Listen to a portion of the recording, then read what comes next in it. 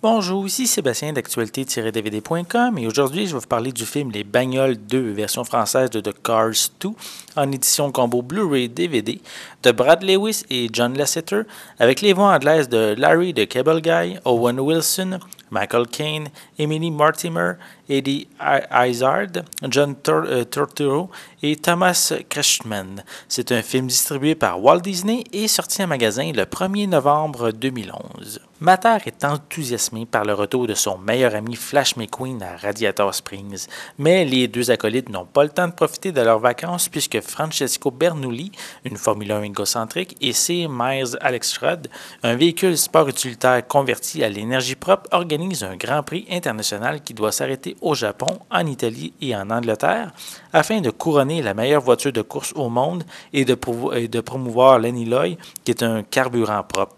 Mais Mater est rapidement entraîné dans une enquête menée par l'espion britannique Finn McMissile, qui doit empêcher un groupe de criminels de saboter le Grand Prix. Cars 2 est-il un film pour les tout-petits? Malheureusement, c'est pas le cas. Le premier film était quand même assez simple dans son scénario, où les personnages évoluaient dans une petite ville. Mais pour sa suite, c'est autre chose. Tout est trop gros. Le scénario avec des agents internationaux qui font penser à James Bond et qui les amènent un peu partout sur la planète, mais ça va ennuyer les enfants simplement parce qu'ils ne comprennent pas ce qui se passe à l'écran. De plus, traiter d'un sujet environnemental comme l'essence propre est beaucoup trop sérieux pour les tout-petits. Le fait d'effectuer des courses autour du monde était suffisant comme sujet. C'était inutile d'inclure tout ce qui est relié à l'espionnage.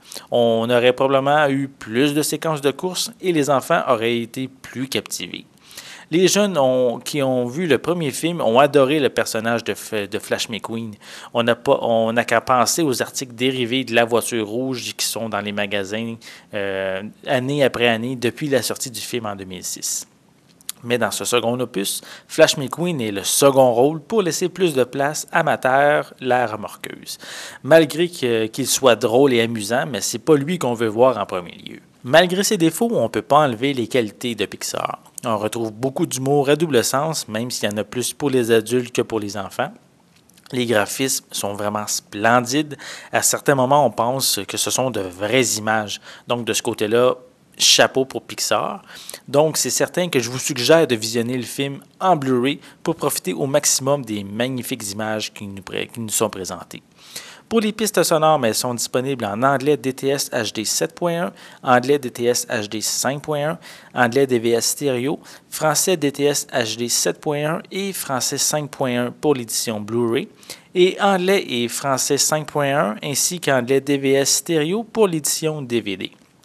Les deux éditions ont des sous-titres en anglais et en français. Pour les suppléments, on a un commentaire audio avec John Lasseter et Brad Lewis. On a deux courts-métrages, soit Toy Story Hawaiian Vacation, qui a été présenté au cinéma avant Cars 2, et Air Matter, qui permet de mélanger l'univers de Cars et du futur film dérivé Planes.